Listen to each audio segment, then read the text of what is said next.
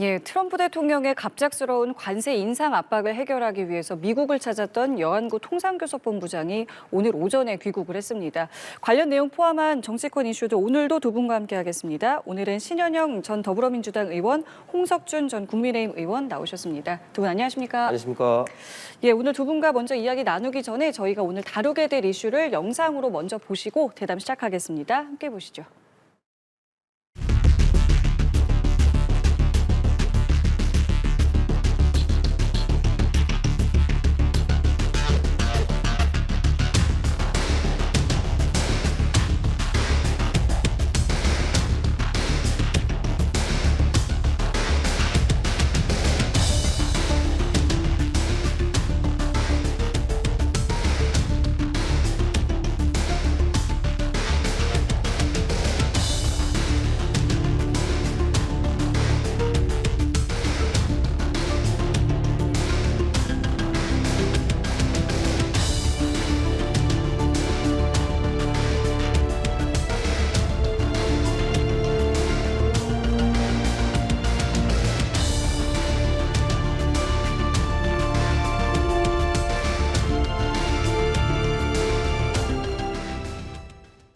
예, 오늘 첫 주제는 이 내용을 먼저 다뤄보겠습니다. 먼저 관세인데요.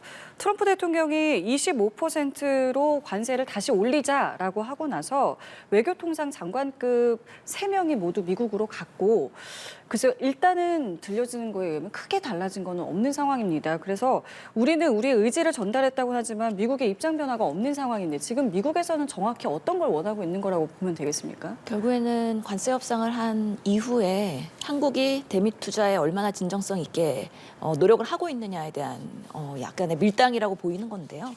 실제로 여러 가지 그 여당으로서의 어떻게 보면 대한민국은 하려면 할 수 있는 입법 과정들이 있지 않느냐.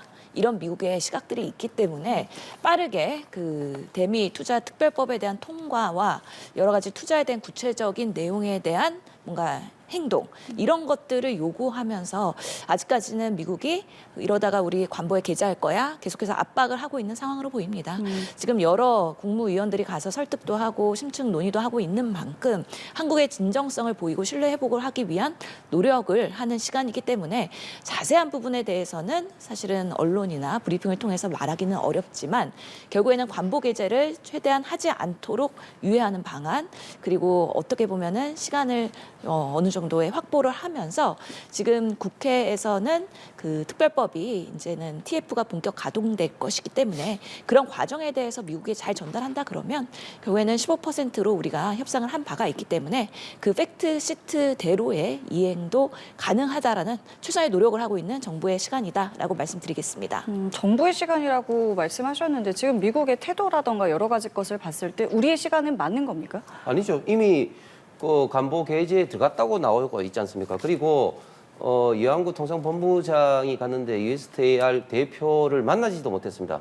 협상 파트너를 만나지도 못했다는 것은 그만큼 폴대를 하고 있고 미국 정부가 한국 정부를 지금 이제 그만큼 신뢰하지 않는다는 증거인데 왜 이렇게까지 문제가 됐냐면 사실은 이재명 정권이 계속해서 말을 좀 바꿨기 때문이죠.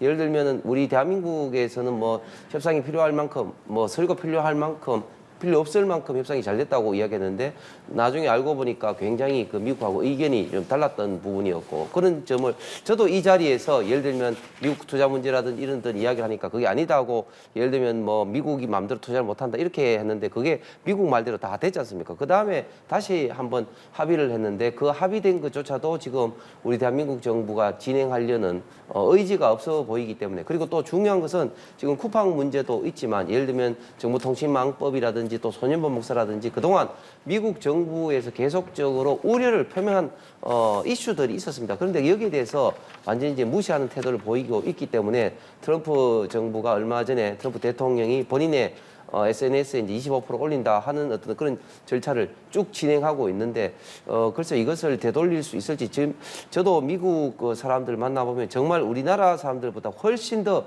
신뢰라는 것을 중요시 여기는데 이재명 정권에 대해서는 지금 트럼프 정부가 기본적인 신뢰가 깨지지 않았나 이런 점이 참 우려스럽습니다. 그래서 일단은 지금 저희 의원님 말씀하신 것처럼 특위를 일단은 구성하기로 했고 뭔가 이제 속도를 내려고 하는데 문제는 어쨌든 이것도 이제 시간이 필요하고 절차가 필요한 건데 이 사이에 어떤 이 시간을 미국이 기다려주거나 뭐 이해해주지 않고 그냥 인상을 해버릴 수도 있는 거 아닌가요? 이 부분을 이 시간을 어떻게 좀 이해를 시켜야 되는 겁니까? 우리가 트럼프 정부를 바라보면서 사실 예측 불허 뭐 돌발 상황들이 상당히 많지 않습니까? 예. 워낙에 전략가고 협상가이기 때문에 어떻게 보면 압박 외교를 하는 면에 있어서도 능수능란하죠. 어떻게 보면 미국의 갑질일 수도 있는데요.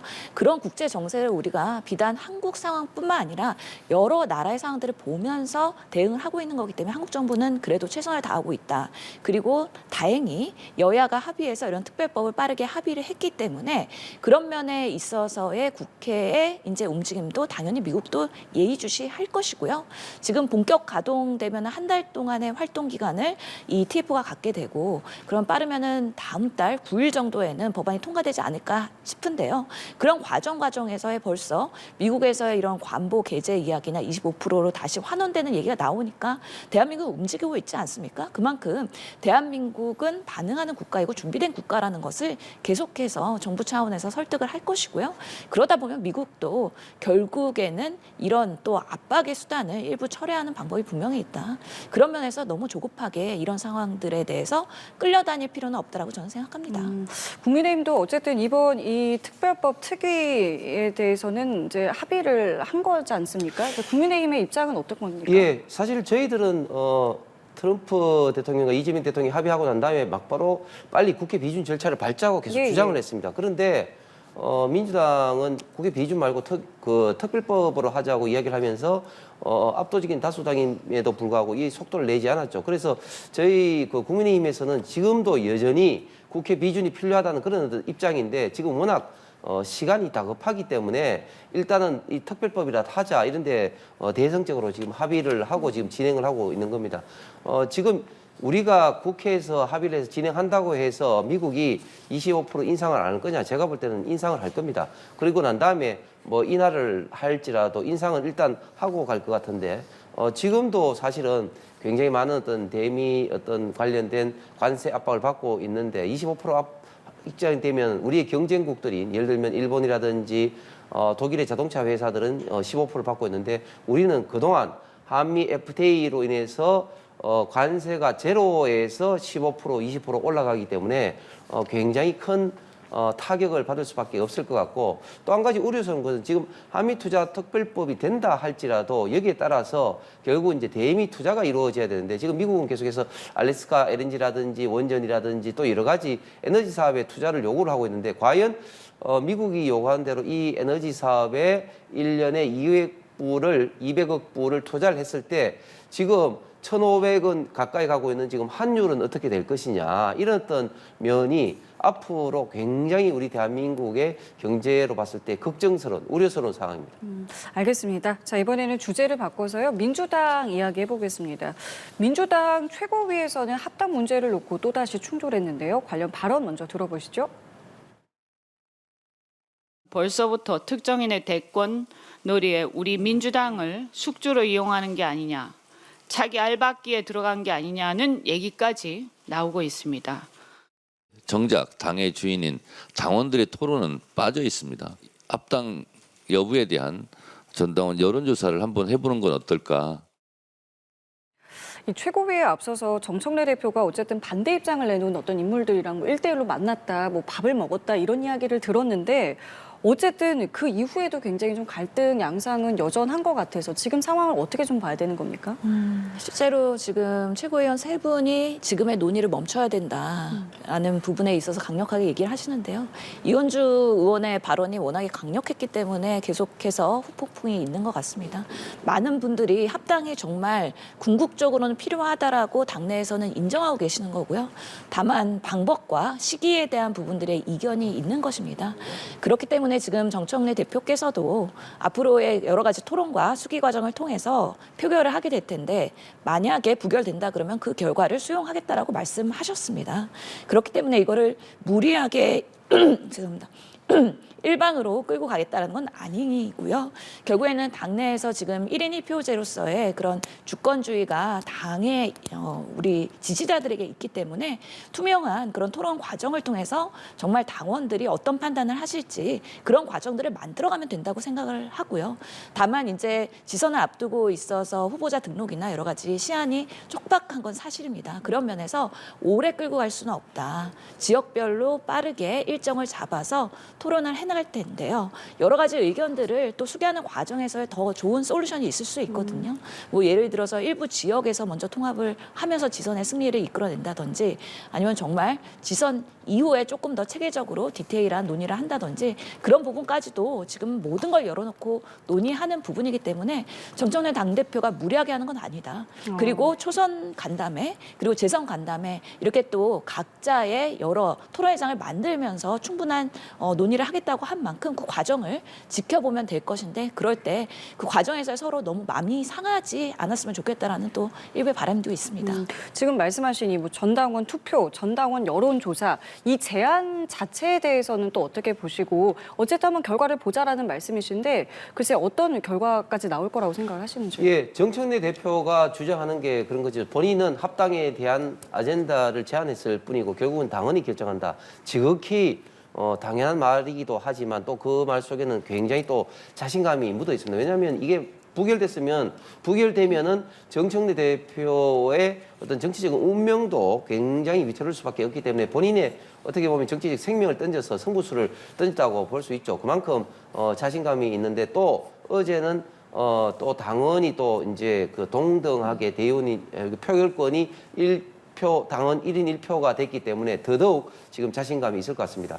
그럼에도 불구하고 지금 이재명 대통령 쪽에 친명계 쪽에서는 결국은 합당이 다가오는 8월 전당대회용이 아니냐, 결국은 이제 본인의 정청래 대표의 연임용이 아니냐 이런 어떤 우려가 있기 때문에 지금 상당히 지금 반발하고 있고 특히 최고위원 중에 이현주 의원 같은 경우는 참 그 옆에 정청래 대표를 저렇게 옆에 앉아놓고 차마 말하기 힘든 뭐 차기 알박기라든지 또 민주당을 또 숙주로 뭐 이용한다든지 그런 아주 강성 발언을 좀 하고 있습니다. 그리고 또 이재명 대통령실에서도 자꾸 이제 이 합당 논의가 뭐 대통령실하고 이야기가 됐다 이런 것에 대해서 딱 잘라서 그런 적 없다 하면서 굉장한 불쾌감을 좀 나타내 있기도 한데 그런데 전반적인 기류는 결국은 합당을 해야 되지 않느냐 하는 것이 당원 투표로 가면은 저는 통과될 가능성은 굉장히 좀 많다고 봅니다. 왜냐하면 좀 대명분이 좀 있기 때문이죠. 그러면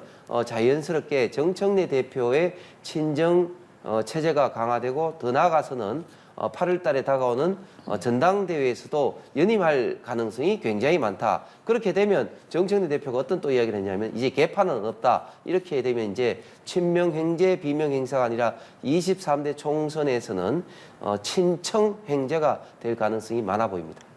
뭐 관련해서 뭐 일단 여러 가지 뭐 가정을 더해서 말씀을 해주셨지만 사실 이 투표라던가 여론조사 같은 경우는 근데 이게 뭐 절차가 따로 없는 겁니까? 정청래 대표가 하자라고 하면은 바로 진행이 되는 겁니까? 뭐 온라인 플랫폼 시스템은 있기 때문에 전당원 투표를 필요한 사항에 대해서 할 수는 있죠. 시스템은 다 갖춰져 있으니까요. 근데 이것이 너무 빠르게 됐을 때 수기 과정이 생략되고 오히려 졸속으로 그 결과가 오히려 결과를 주도해 나갈 수도 있거든요. 그렇기 때문에 우선은 합당을 지금 하자. 일부 미루자 이런 의견에 대해서 충분한 좀 의견 제시를 할 수 있는 공개된 토론회가 먼저 필요하다고 생각을 합니다. 그래서 어느 부분에 있어서의 합리성이 더 강화되는지 그리고 지선에 정말 승리가 될 것인지 아니면은 이재명 정부의 일부의 마이너스 요소가 또 될 수 있는 것인지 그런 부분에 있어서 결국에는 의원들이 각자의 주장을 가지고 당원을 설득해 가는 그런 토론회와 간담회가 우선되어야 됩니다. 그리고 나서 전당원 투표를 해야 합리적인 투표가 이루어질 것이지 처음부터 그런 투표를 통해서 결과가 나오고 나서 그것을 전제로 이야기한다 그러면 그 결과에 반하는 의견 제시자들은 또 위축될 수밖에 없거든요. 예. 그런 부분에 있어서 순서를 어떻게 절차와 과정을 합리적으로 만들어갈 건지 이런 것들이 결국에는 그 결과를 수용할 수 있을까? 아니면 그것 또한 지도부의 횡포로 또 반발하는 세력이 나올지 이런 것들이 중요한 단서가 되지 않을까라고 생각을 합니다. 예, 알겠습니다. 자, 이번에는 국민의힘 이야기도 해보겠습니다. 어제 국민의힘 장동혁 대표가 교섭단체 대표 연설에서 대통령과의 영수회담을 재차 촉구했습니다. 그 발언도 함께 들어보시죠. 이재명 대통령에게 다시 한번 영수회담을 요청합니다. 민생 경제의 어려움을 알리고 함께 해결책을 논의하는 자리가 되기를 바라는 마음입니다. 예, 어제 있었던 발언이고 오늘 이제 또 장동혁 대표가 홍익표 정무수석을 만나게 됩니다. 이 자리에서 또 관련된 논의가 있을지 역시도 이제 주목이 되고 있는데 영수회담의 필요성에 대해서 이제 계속 재차 언급을 지금 국민의힘에서 하고 있는데 어떤 부분 때문이라고 이해하면 되겠습니까? 예, 일단 가장 중요한 건 뭐 소위 말해 쌍특검, 민주당 어떤 공천 헌금과 통일교 게이트 관련된 특검 수용 문제라고 볼 수 있겠습니다. 왜냐하면 이 문제 가지고 잘 아시겠지만 장동혁 대표가 8일 동안 단식까지 하지 않습니까? 그래서 이 단식을 했음에도 불구하고 민주당과 또 이재명 정권에서는 뭐 한마디도 언급도 하지 않고 또 단식 현장에 또 나타나지도 않았죠. 뭐 이런 어떤 상황에서 일단은 이제 영수회담에서 이런 특검 어떤 촉구 그리고 그 이외에도 지금 민주당에서 지금 2차 특검이라든지 또 사법체제를 흔드는 이런 어떤 사항들도 있을 거고 또 어제 장동 대표가 이야기했듯이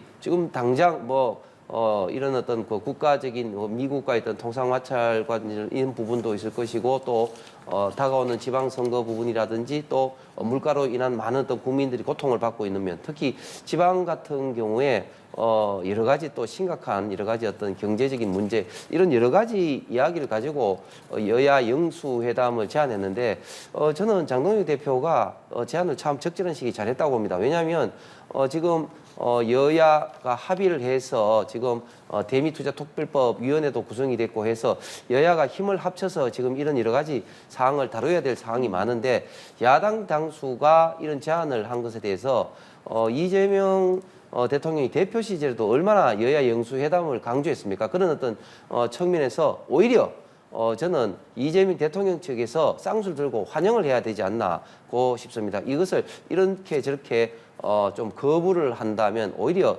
이재명 대통령이 야당 대표 시절에 영수회담 주장한 것이 또 쇼였다 이런 어떤 비판을 받을 수 있기 때문에 긍정적으로 검토를 하면서 이번에 홍익표 정무수석과도 아마 이 문제도 논의를 하지 않을까 생각합니다.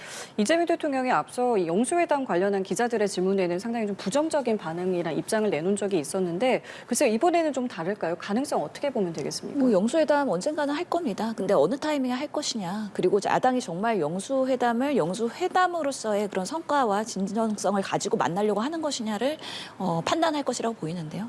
실제로 예전에 김기현 당대표 당시에 윤석열 정부였죠. 장동혁 원내 대변인이 이런 논평을 냅니다.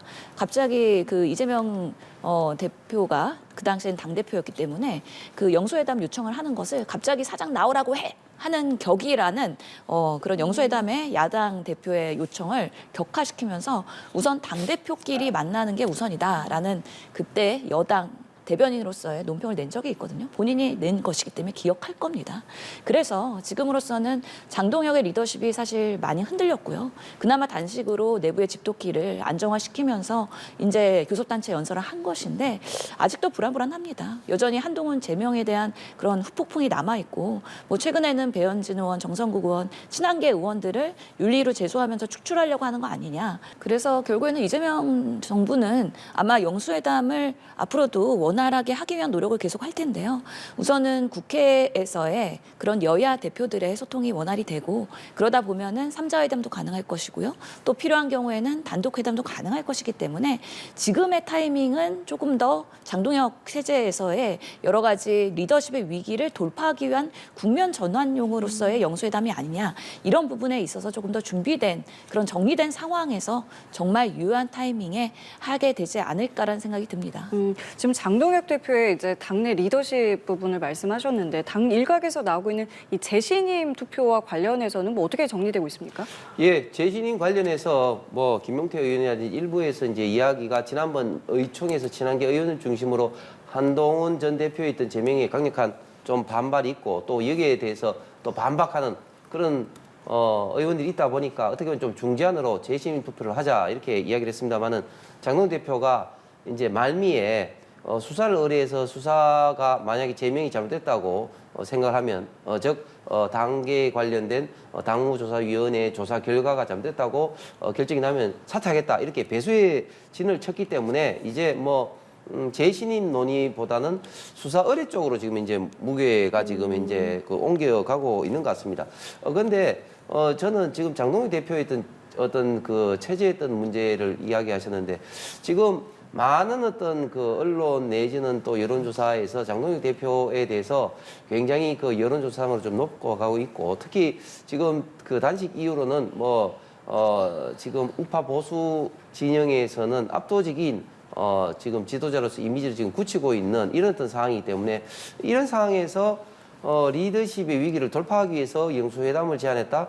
이거야말로 장동혁 대표의 영수회담 제안을 격하하는 것이고 그 진정성을 표명하는 거다고 생각하면서 그렇게 되면은 이재명 대표나 민주당에서는 영수회담에 대한 어떤 그런 어떤 의미 내지는 그런 어떤 뜻이 없다 이런 식으로 해석할 수밖에 없을 것 같습니다. 다시 한번 말씀드리지만 오히려 이런 상황일수록 국가적 어려움을 당한 상황일수록 이재명 대통령은 본인이 야당 시절에 이야기했던 영수회담을 진정으로 받아들이는 것이 좋을 듯합니다. 알겠습니다. 오늘 장동혁 대표와 홍익표 이제 수석이 만나게 되니까요. 여기서부터 또 어떤 이야기 나올지 지켜보겠고요.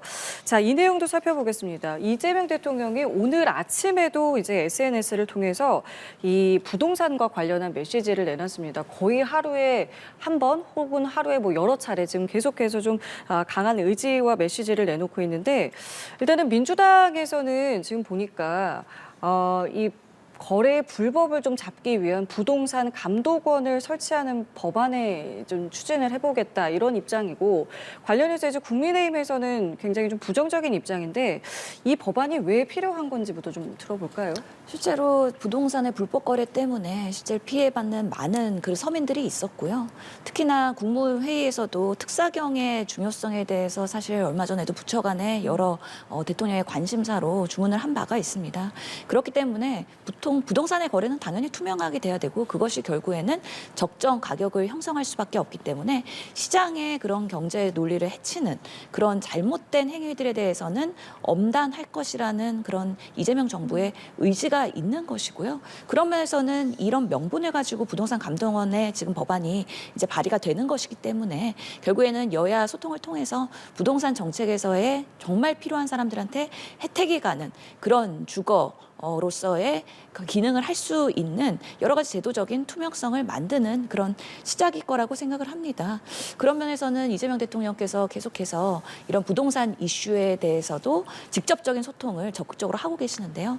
뭐 이제 양도세 유예가 이제 종료되는 5월 9일도 있긴 하지만 결국에는 국민들한테 정말 다주택자로서의 그 악마화하는 게 아니라 필요한 집에서 필요한 거주를 할 수 있도록 하는 사람한테 혜택을 주는 것이고 불필요하게 재산이나 소유로 인해서 많은 서민들이 내 집 마련에 어려움을 갖고 있다 그러면 충분한 그런 재산의 소통의 그런 증식의 수단으로서의 부동산의 그동안의 시각을 주식으로 조금 더 전환을 시키면서 정말 많은 사람들한테 거주의 그런 스트레스를 최소화할 수 있는 이재명 정부의 그런 대책으로 마련하기 위한 그런 일환으로서의 지금 적극적인 행보를 하고 있는 것이다. 결국에는 부동산은 민감한 부분이기도 하고 성공할 수 있을지 아니면 일부 해소될 수 있을지는 장기적으로 봐야 되는 부분이기 때문에 정부에도 큰 부담이 있을 겁니다. 그럼에도 불구하고 이것은 선거를 의식하지 않고 정말 이재명 대통령의 강한 의지와 진정성의 발로이다라고 설명드리고 싶습니다.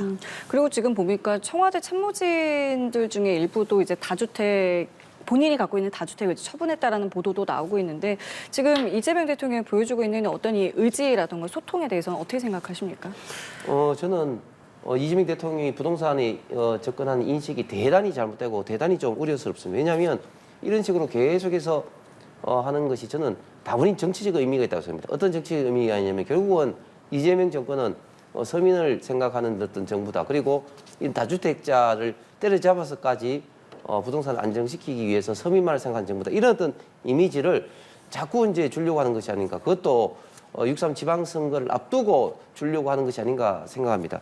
지금 부동산을 전담적으로 하는 부동산 감독을 하는 기관을 하려고 하는데, 그러면은 관련해서 그럼 그 분야에 뭐 잘못된 것을 뭐 바로잡기 위해서 수사하고 조사하려고 하면 다 그러면 그런 기관들을 만들어야 됩니까? 예를 들면 의료 분야가 참 어렵기 때문에 그럼 의료 감독은 뭐 이런 어떤 그 기관을 또 만들어야 됩니까? 저는 지금 이재명 정권 들어와서 모든 것을 정부의 힘만으로 해결하려고 하다 보니까 정부가 엄청나게 많이 커지고 공무원 숫자가 엄청나게 지금 커지고 있습니다.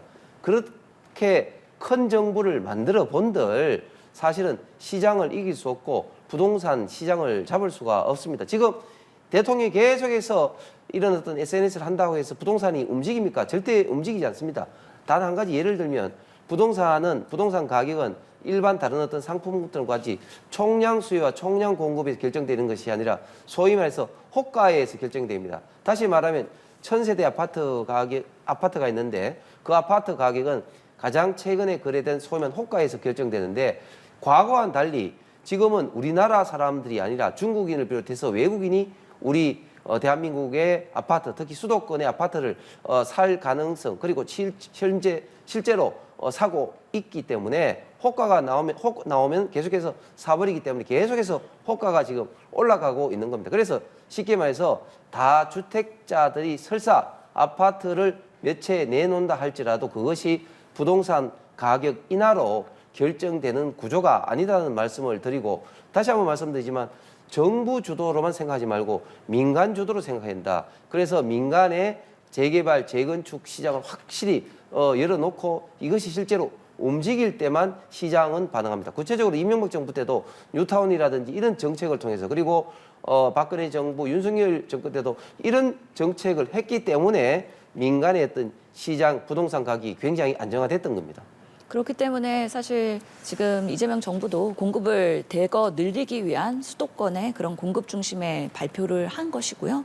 뭐 오늘 기사에만 해도 벌써부터 이제 매물이 2% 늘었다. 그래서 6만 건의 정도의 수도권에 그런 매물이 또 나왔다라는 보도도 있는 만큼 이제 호가가 떨어지게 되면은 그 호가에 맞는 또 수요자들이 시장 경제 논리에 의해서 구매를 하고 소위 이렇게 이양을 하게 되는 것인데요. 뭐 외국인 문제에 대해서는 일부 그런 부분이 있기 때문에 이런 부분들도 제도적으로 조금 더 보완할 필요가 있다라는 생각이 들고, 실제로 보면은 결국에는 보유를 할 수 있는 능력이 있는 사람들은 다주택자를 보유하면 되는 겁니다.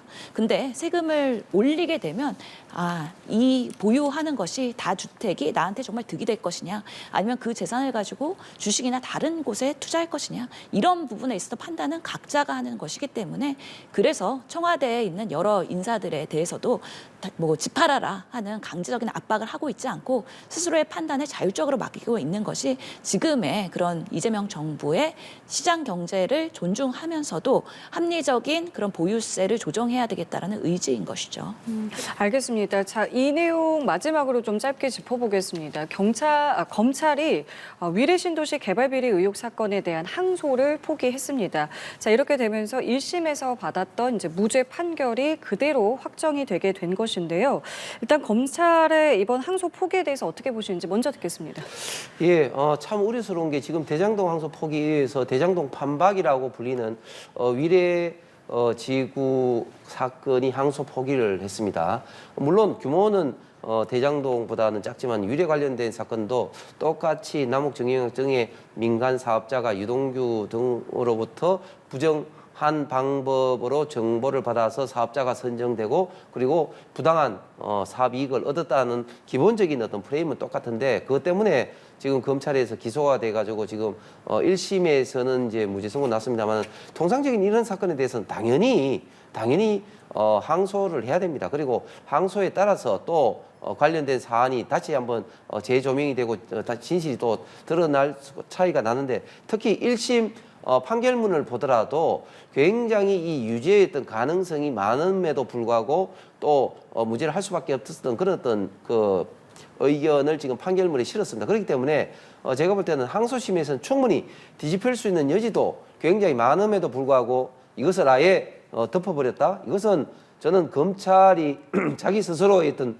권한을 걷어찬 것인데 죄송합니다. 이런 사건에서 검찰이 이런 식으로 계속해서 하는 것은 결국은 이 사건에도 지금 이재명 대통령이 관계됐기 때문에 그런 것이 아닌가 이렇게 의심을 할 수밖에 없는 상황입니다. 그래서 또다시 항소 포기를 한 이 부분에 대해서는 검찰 스스로도 자성을 해야 되겠지만 여기에 또 지금 이제 그 이재명 대통령 측에 있던 그런 압박과 관련된 무언의 그런 것이 있었지 않느냐 이렇게 비판할 수밖에 없을 것 같습니다.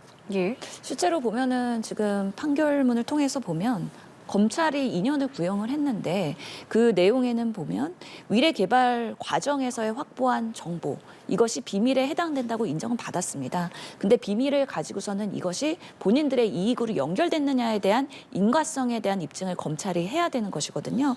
그런데 이런 이를 비밀로 갖고서는 이것이 배당 이익까지 연결되는 과정에서의 입증에 취약한 부분이 분명히 있었던 것이죠. 그렇기 때문에 이 비밀로 획득한 정보와 그리고 이걸 이익으로 연결됐다는 인과관계를 연결하지 못했기 때문에 이번에 무죄가 판결이 된 것이고 검찰이 고민했을 것입니다. 워낙에 사회적으로 관심 갖는 것이고 또 정치적으로 쟁점이 되는 부분인데 그럼에도 불구하고 항소를 포기할 수밖에 없었던 것은 항소를 했을 때는 검찰이 이 직접적인 인과관계를 입증해야 되는 책무가 있는데 그런 부분에 있어서의 한계와 실익이 없다라는 판단을 한 거기 때문에 그런 부분에 있어서 저희는 뭐 검찰과 그리고 여러 재판부의 그런 판단을 존중할 수밖에 없는 상황이지 않나라고 말씀드리겠습니다. 예, 알겠습니다. 오늘 두 분 말씀도 여기까지 함께하도록 하겠습니다. 지금까지 신현영 전 더불어민주당 의원, 홍석준 전 국민의힘 의원과 함께했습니다. 두 분 감사합니다.